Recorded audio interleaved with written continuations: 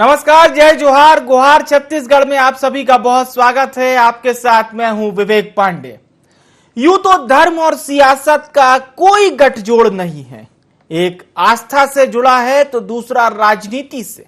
लेकिन मौजूदा दौर में धर्म सियासी कुर्सी पर काबिज होने का बड़ा जरिया बना हुआ है। स्थिति ये हो चली है कि इन दिनों प्रभु श्री राम का मुद्दा सियासत में जमकर गूंज रहा है। विपरीत धारा में बहने वाली कांग्रेस भी अब सियासी बेड़ा पार लगाने के लिए मानो राम की शरण में पहुंच गई है।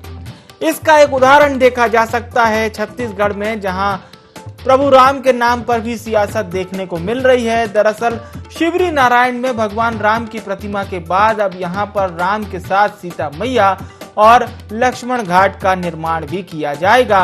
अब कांग्रेस के राम नाम जाप पर भाजपा कहां चुप रहने वाली थी। भाजपा ने भी वही आरोप लगा दिया जो कांग्रेस सदा लगाती आ रही है। भाजपा कांग्रेस के राम जाप को राम नाम के सहारे राजनीति बता रही है। आज गुहार छत्तीसगढ़ में इसी पर हम चर्चा करेंगे कि सियासत तूफान पर राम के नाम पर।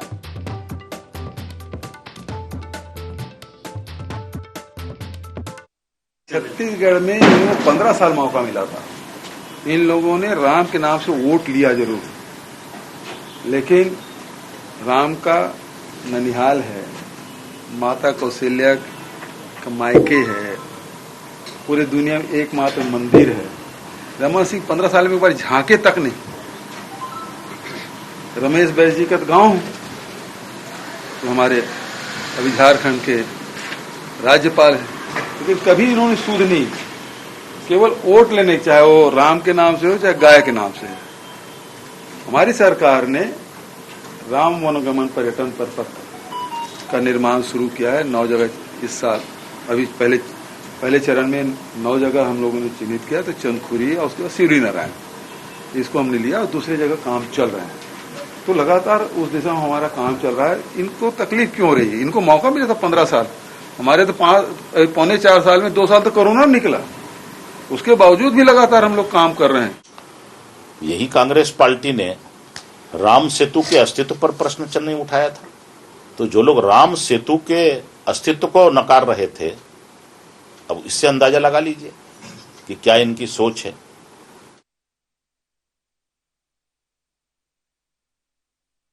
सुनी सियासतदानों की, और सियासतदान लगभग इसी तरह से प्रतिक्रिया देते हैं, क्योंकि पार्टी लाइन के हिसाब से भी बोलना होता है। बहुत कुछ सोच समझ कर ही बोलना होता है, क्योंकि हर बोली हुई चीज नोट होती है। हमारे साथ खास मेहमान जुड़ चुके हैं। उचित शर्मा साहब जुड़ रहे हैं, छत्तीसगढ़ के जाने माने पत्रकार हैं। बहुत स्वागत है उचित जी का। हमारे साथ भारतीय जनता पार्टी से KS चौहान जी भी जुड़ चुके हैं, भारतीय जनता पार्टी के नेता हैं। और अभय नारायण राय जी हमारे साथ जुड़ेंगे, प्रवक्ता हैं छत्तीसगढ़ कांग्रेस के। मैं चर्चा की शुरुआत उचित शर्मा जी आपसे करना चाहूंगा, और मैं चाहूंगा सर इस चर्चा की शुरुआत आप ही बहुत ही सारगर्भित कीजिए।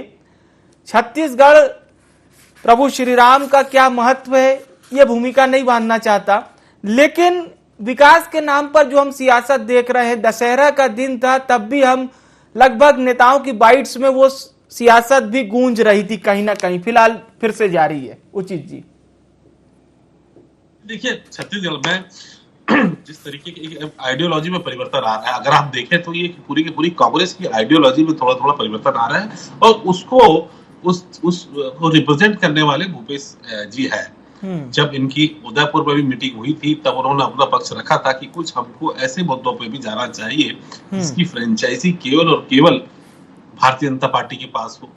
ऐसे चीजें ऐसी जिसकी C&F हो, फ्रेंचाइजी हो, जो मूल मुद्दा जो है वो भारतीय जनता पार्टी को, वो उनसे छीनने का प्रयास शुरू से भूपेश बघेल जी ने किया है। और राजनीति में जाहिर सी बात है कि वो ऐसे कोई भी मुद्दे छोड़ना नहीं चाहते जिसका एकाधिकार, मोनोपली भारतीय जनता पार्टी और विपक्ष के पास हो। यह हकीकत है कि राम के नाम पे कभी भी छत्तीसगढ़ में कभी भी राम के नाम पे, धर्म के नाम पे, जाति के नाम पे, लिंग के आधार पे इन सब चीजों से परे रहा है छत्तीसगढ़, और आज भी है, मैं इसको मानता हूँ। जी। लेकिन भारतीय जनता पार्टी की जो USP है, भारतीय जनता पार्टी का जो मूल धर्म को लेके उनके जो एक स्ट्रेटेजी है, उनकी जी। आइडियोलॉजी है, जी। उसको भी एक सॉफ्ट सैफरॉन से जोड़ के, एक सॉफ्ट भगवाकरण से जोड़ के भूपेश बघेल इसको अपने पास लाने का प्रयास। कई मुद्दे हैं, केवल एक मुद्दा नहीं है।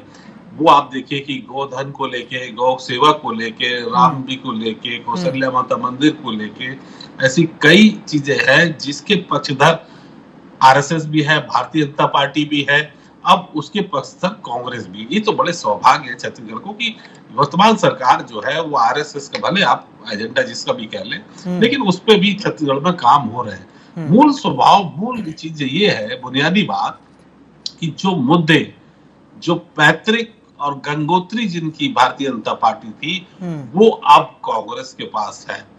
तो उसमें आप कंफ्यूज जरूर हो सकते हैं कि ये मुद्दा किसका था। जिस प्रकार से केंद्र में कई मुद्दों को लेकर केंद्र ने कंफ्यूज कर दिया कि क्या केंद्र में तो कई नेताओं को, मैं ये कह सकता हूं क्या कि उचित जी ने अपने वक्तव्य में मतलब आने वाले 4-5 सालों की चीज अभी से बता दी। पार्टी बड़े स्मार्ट प्ले करती है, नो डाउट। देखिए आज हम अगर केंद्र की थोड़ा सा 1 मिनट का समय दूंगा कि केंद्र में भी जो जिस प्रकार से पटेल जी को उस पर फेवर लिया है, तो आने वाली जनरेशन अब कंफ्यूज हो गई। आप और हम तो पढ़े कि पटेल जी कांग्रेस से थे, आने वाली जनरेशन ये जानेगी कि वो कंफ्यूज रहेगी कि हमारे गृह मंत्री पटेल जी कांग्रेस को बिलोंग करते थे कि भाजपा को बिलोंग करते थे। बिल्कुल। वो इस मामले में सफल हुए। वो ऐसे ही कई चीजें जो कांग्रेस के पास थी, वो भाजपा ने अपने पास लेने के उन्होंने प्रयास किए। कई आइडियोलॉजी है, कोई चीजें है, कई विचारधारा में है, कई कूटनीतिक विषयों में है, कई संधियों में लेके है, तो तमाम चीजें उस पर चर्चाएं लंबी हो सकती है। लेकिन छत्तीसगढ़ की अगर हम सेंट्रिक बात करें तो वो सभी मुद्दे जो भाजपा के थे, अब केवल भाजपा के एकमात्र एक अधिकार वाले क्षेत्र नहीं रह गए हैं, उसमें सेंधमारी की गई है मुद्दों में, उनकी आइडियोलॉजी में, उनकी वो विषय जिसकी ओर से वो पब्लिक को आकर्षित करते थे, वोटर्स को आकर्षित करते थे, वो अब कांग्रेस ने उनसे छीनते नजर प्रतीत आ रहे हैं। बिल्कुल। अभय नारायण राय जी भी हमारे साथ जुड़ चुके हैं, छत्तीसगढ़ कांग्रेस के प्रवक्ता, बहुत स्वागत है। और इसीलिए उचित जी मैंने कार्यक्रम की शुरुआत आपसे कराई, क्योंकि आपको सुनकर अभय नारायण जी भी प्रसन्न हो रहे थे और के.एस. चौहान जी भी बड़ा ही गंभीर होकर आपको सुन रहे थे। अभय नारायण जी, अब सियासत इस तरह की आ गई है, भूपेश बघेल जी ने तो ये कहा कि रमन जी सिर्फ सियासत कर रहे थे, हमने कौशल्या माता मंदिर का भी विस्तारीकरण कार्य कराया, राम वन पथगमन पर कार्य कर रहे हैं। लेकिन बीजेपी कह रही है कि ये सिर्फ दिखावे के लिए है, बहुत ज्यादा कुछ इसमें होना जाना नहीं है। अभी हम उनको बीजेपी के जो नेता प्रतिपक्ष हैं छत्तीसगढ़ के, उनको सुन रहे थे। जी विवेक जी, भारतीय जनता पार्टी राष्ट्रीय स्तर पर जिस तरह स्वतंत्रता संग्राम सेनानी उनके पास थे नहीं, राष्ट्रीय नेता उनके पास थे नहीं, और जिन राष्ट्रीय नेताओं की तस्वीर लगाकर, ये श्यामा प्रसाद मुखर्जी जी हो या दीनदयाल उपाध्याय जी हो, इनको लेके जनता के बीच में जाते थे, तो कोई इनकी बात जानता ही नहीं था इनको, न इनका कोई स्वतंत्रता संग्राम में योगदान था। तो ये सरदार पटेल की बात करने लगे, ये तमाम हमारे कांग्रेस नेताओं को अगुवाई में दिखाने लगे कि पटेल जी को ऐसा किया गया, कांग्रेस ने महत्व नहीं दिया। लेकिन कांग्रेस के जो नेता थे, स्वतंत्रता संग्राम सेनानी थे, आजादी के पहले भी कांग्रेस के आइडियोलॉजी पे काम करते रहे और आजादी के बाद भी हमारे नेता उसी पे काम करते आए। छत्तीसगढ़ की बात करेंगे, आज छत्तीसगढ़ में वही संकट बीजेपी के पास है जो राष्ट्रीय स्तर पे कभी हुआ करता था, जब इनके पास नेता नहीं थे। मोदी जी के पहले इनके पास कोई बात करने के लिए या राष्ट्रीय स्तर पे कोई नेता नहीं हुआ करते थे। आज जी आप भूपेश बघेल जी जो काम कर रहे हैं, गांधी जी के रास्ते पर अपने प्रदेश को चला रहे हैं, कांग्रेस के विचारधारा पे इस प्रदेश को चला रहे हैं, किसान मजदूर गरीब के लिए इस प्रदेश में काम हो रहा है, तो भारतीय जनता पार्टी को उसमें धर्म और राजनीति दिख रही है। हम राम वन गमन पथ पर काम कर रहे हैं। भगवान राम वनवास के दौरान जिन 56 जगहों में चिन्हित है कि यहाँ आ गए, वहां को हम पर्यटन के माध्यम से पूरे भारत को दिखाना चाहते हैं। माता कौशल्या का मंदिर पूरे हिंदुस्तान में कहीं है तो छत्तीसगढ़ में है। माता कौशल्या छत्तीसगढ़ की थी, भगवान राम छत्तीसगढ़ के भाषा है, तो आज अपने भाषा की हम बड़ी तस्वीर लगा रहे हैं, बड़ी मूर्तियां बना रहे हैं, भगवान राम का नाम हम ले रहे हैं। इसमें क्यों तकलीफ होनी चाहिए? आप राजनीति के लिए भगवान राम का नाम लेते हैं, आप वोट कीजिए, भगवान राम का लेते हैं। आप चुनाव जीतने के लिए राम मंदिर की बात करते हैं, लेकिन हम तो चुनाव जीतने के बाद, सरकार बनने के बाद, शपथ लेने के बाद जी। पहले दिन से हम भगवान राम के लिए काम कर रहे हैं। हम पहले दिन से कौशल्या मंदिर के लिए काम कर रहे हैं। हम पहले दिन से राम वनगमन पथ पे काम कर रहे हैं। हम गौठान की अवधारणा लाए कि गाय माता की सेवा हो, रोजगार का सृजन भी गांव में हो। तो अगर हम गाय माता की सेवा कर रहे हैं, हम राम वनगमन पथ पर काम कर रहे हैं, तो आपको राजनीति दिख रही है। चलिए, चोर के दाढ़ी में तिनका। मैं पूछता हूँ आपने जो बीजेपी किया से, है, के.एस. आपने चौहान जो जी से, किया है वही आपको दिखेगा कि उनको राजनीति क्यों दिख रही है। के.एस. चौहान जी, भावना जैसी हरी मूरत देखी जी जी कहते जी, थे। अभय नारायण जी तो कह रहे हैं कि हम लोग विकास कर रहे हैं पहले दिन से, आप लोग सियासत देख रहे हैं। और जंगेल साहब को हम सुन रहे थे, वो तो ये कह रहे थे कि बहुत ज्यादा कुछ होना जाना नहीं है, ये तो जनता बिल्कुल रेडी है। तो किस तरह से रेडी है, थोड़ा सा ये भी बताइए। और अभय नारायण जी ने जो कुछ विकास की बातें बताई है, क्या संतुष्ट हैं आप या खंडन करेंगे? वैसे जी, अपने कांग्रेस का इतिहास बताया है, और सबसे मूल बात ये है, सबसे मूल बात इस विषय में, और जो कि सब जानते हैं, आज से 20-25 साल पहले हम ये लिखने में, हम ये बोलने में डरते थे कि गर्व से कहो हम हिंदू हैं, कोई लिखने नहीं देता था हमारे को, ये यथार्थ है। आज जब भारतीय जनता पार्टी ऊपर आई है और उसके बाद गर्व है, लिखने की क्या हो सकता है? जो एक हिंदुस्तान में साहस, हिंदू को लिखने की हिंदू तो क्या था, हिंदू बोलते थे कि ठीक है कोई बात नहीं, मेरे को बोलने दीजिए। अभय जी, अभय जी, एक बार उनको भी सुन लेते हैं, वो भी बहुत शालीन होके आपको सुन रहे थे। अभय जी प्लीज, ताकि हम लोग दोनों पार्टियों का जी बोलिए, बोलिए। विवेक जी, हाँ, आदरणीय अभय जी, मैं आपके पास आऊंगा सर, आपसे भी आपका भी पक्ष लूंगा, पहले उनका पक्ष हो जाने दीजिए। बोलिए चौहान जी। विवेक जी, मेन बात यह है कि भारतीय जनता पार्टी के लिए राम सिर्फ नाम नहीं है, उसका काम है। राम राज्य लाना उसका लक्ष्य है जी। राम राज्य उसके लिए साधन नहीं, साध्य है। कांग्रेस के लिए ये साधन है। जैसे ये गांधी के नाम को साधन बना के चलते थे, उनका काम नहीं करते थे, उनके बताए हुए रास्ते पे नहीं चलते थे। राम की लेकिन ना मानो, जी जी, राम की मानो, हाँ, राम को मत मानो, लेकिन राम की जरूर मानो। लेकिन सुनिए तो के.एस. चौहान जी, के.एस. चौहान जी, आज के विषय पे हम लोग रहे, मुझे केवल ये बताइए, अभय नारायण राय जी हो या भूपेश बघेल जी हो या रविंद्र चौबे जी, ये नेताओं का ये कहना है, कांग्रेस के नेताओं का, कि हम लोग काम करके दे रहे हैं, उस काम को भारतीय जनता पार्टी डाइजेस्ट नहीं कर पा रही। क्या ये सही बात है? क्योंकि अभी भूपेश बघेल जी ने जो बात कही कमोबेश इसी के इर्द गिर्द थी।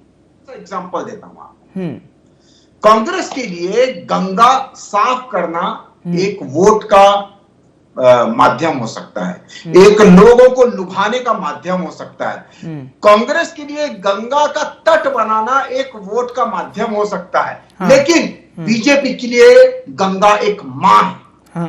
ये बहुत बड़ा फर्क है। और ये बीजेपी वहां से उत्पन्न हुई है, आधार है, धर्म आधार है बीजेपी का। जी जी जी, कांग्रेस आधार नहीं है। कहां गए थे ये लोग?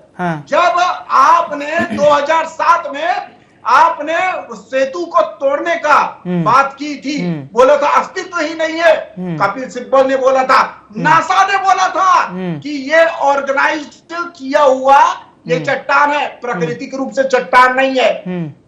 जो पौराणिक एजेंसियां है उन्होंने ये बताया था कि 7000 वर्ष पहले की ये चट्टान ऑर्गेनाइज्ड वे से बनी हुई है। वहां कब गए थे? कहां गए थे ये?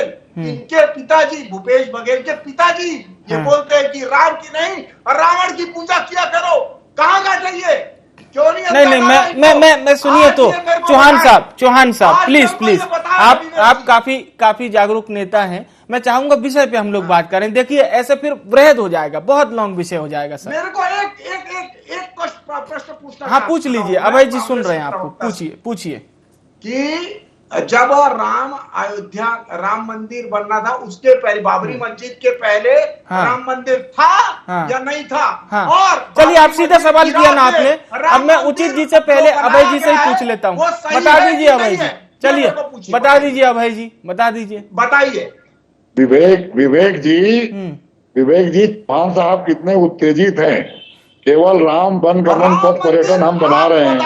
भगवान राम, छत्तीसगढ़ के भाषा राम, हमारे आराध्य राम की दो मूर्ति लगाए। ये हाल है भारतीय जनता पार्टी। चलिए मैं उचित जी के पास आता हूँ। जी राम मंदिर के नाम पे वोट मांगते हैं आप लोग। राम मंदिर सुप्रीम कोर्ट के आदेश से बन रहा है। राम मंदिर का ताला राजीव गांधी ने खोला था जी। आप किस राम मंदिर की बात कर रहे हैं भाई? नहीं ठीक है के साथ। चलिए मैं उचित जी के पास लौटता हूं, आप दोनों से मैं फिर से प्रतिक्रिया लूंगा। उचित शर्मा जी, जो बात के.एस. चौहान जी कह रहे हैं कि राम भारतीय जनता पार्टी के लिए आराध्य हैं, वोट मांगने के विषय नहीं है, वोट मांगने की वस्तु नहीं है, लेकिन हमने भी मंच से बोले हुए तमाम वक्तव्यों को सुना है। यूपी चुनाव में अयोध्या प्रभु श्री राम का मंदिर कितना बड़ा मुद्दा बना रहा, ये मुझे कहने की जरूरत नहीं है, लगभग हमने सुना है। तो ये सर कैसे डिफाइन करेंगे कि वोट की वस्तु नहीं है लेकिन वक्तव्यों में बोला जा रहा है, या कांग्रेस के लिए फिर वोट की वस्तु कैसे होगा? थोड़ा मेरे लिए ये कंफ्यूज हो रहा है समझना। वोट की वस्तु तो है विवेक, वोट की वस्तु है। देखिए इनका उद्गमन भी इसी वोट के कारण, इसी राम अडवाणी जी की यात्रा से ही हुआ था। जब भारतीय जनता पार्टी 2 से 82 में जो पहुंची है, उसी यात्रा की वजह से हुए, राम जी की वजह से हुए थे। तो आप इसको नकार नहीं सकते।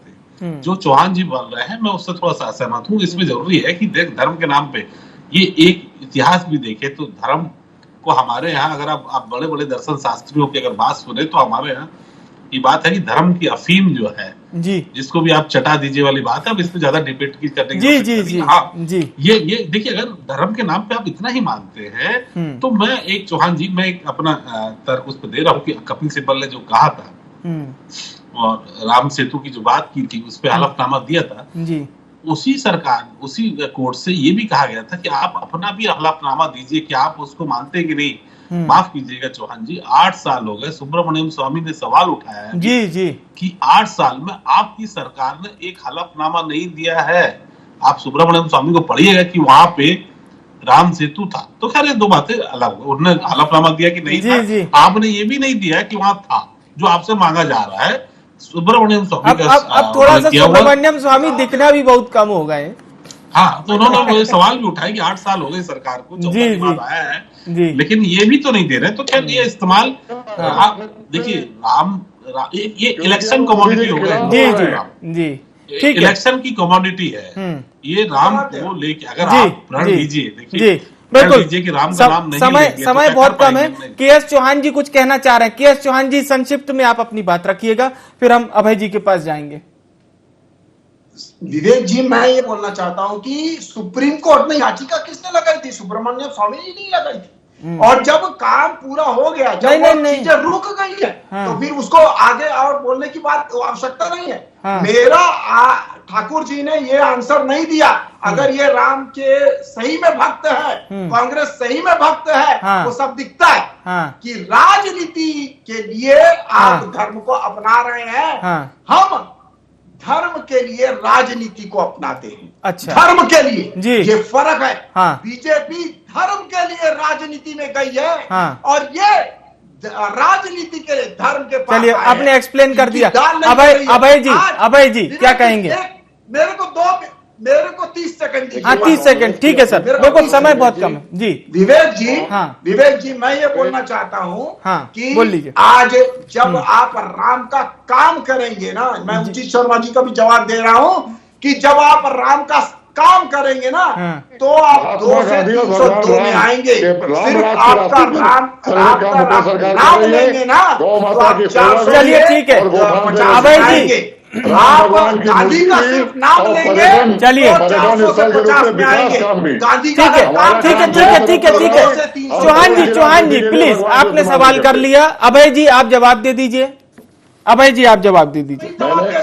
प्लीज चौहान जी सुन तो लीजिए, उनका जवाब तो सुन लीजिए सर। जवाब दे ही नहीं सकते। देंगे ना, देंगे, बोलिए सर। बोलिए दीजिए।